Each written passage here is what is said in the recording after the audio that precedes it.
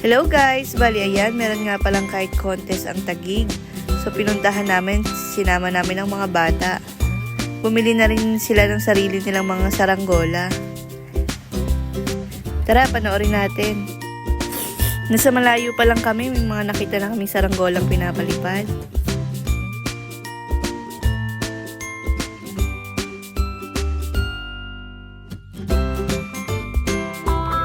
At nandito na nga, ayan, nagpe-prepare na ang mga bata ng kanilang mga saranggola. Pati na rin ang isip bata ay Marlin pala.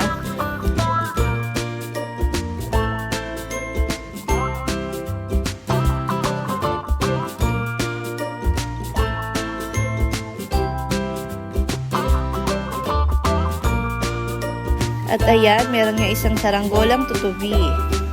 Napakaganda.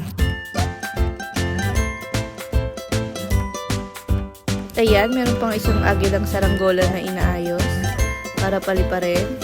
Napakaganda. Meron ding butterfly. At ayan, nag-aasikaso na sila. Merong ibang lumilipad na at meron ding iba. Hihintay ng tamang tiyempo kasi dahil sa hangin. Meron ding SpongeBob. Ay, yung iba't ibang klaseng mga maglalaro. Dahil alam ko 35,000 ang papremyo dito, kaya ginalingan na nila. Pagandahan, visual and flight ang labanan dito.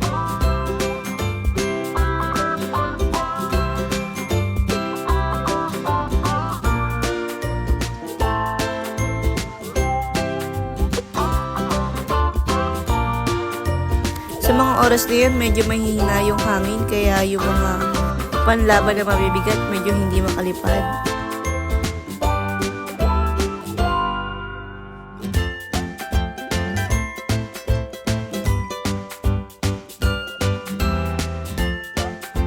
At ayan, merong ang bandila na pinapalipad.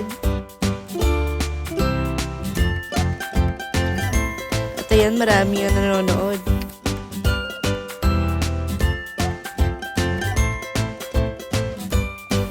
At ayan si Tinkerbell. Lumilipad na si Tinkerbell.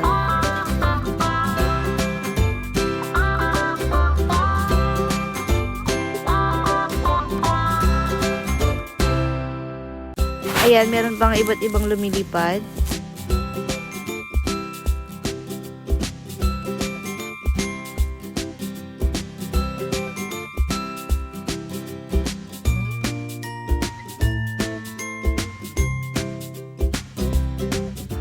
Meron din bungo na lumilipad.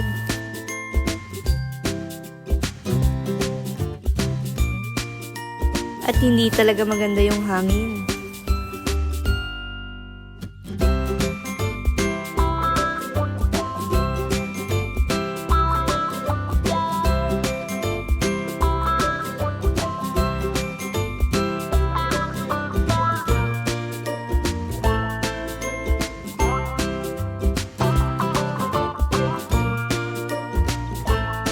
At ayan na, nagsisiliparan na sila.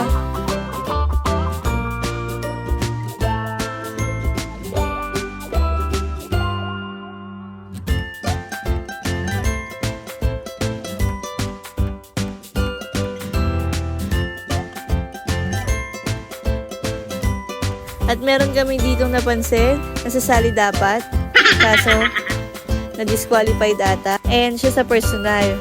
Ayan siya, galing mag-isip. At ayan, nagpapalipad na ang mga bata, kaso merong guard na sabi bawal mga kasali lang pwede magpalipad. Lumipat kami ng ibang pwesto para mag-enjoy ang mga bata. At ayan, pinapalipad niya yung kanyang saranggola, ang kasali dapat. At ayan, nakalipat na nga ng ibang pwesto. I-enjoy na ang mga bata. At ang isip bata ay hindi pala.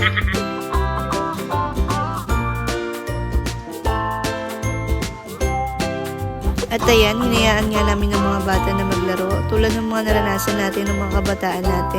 Yung mga masasayang memories na ma-experience din nila. Para may kakwento rin nila pagtanda nila. At kasama tayo sa mga alaala na yun.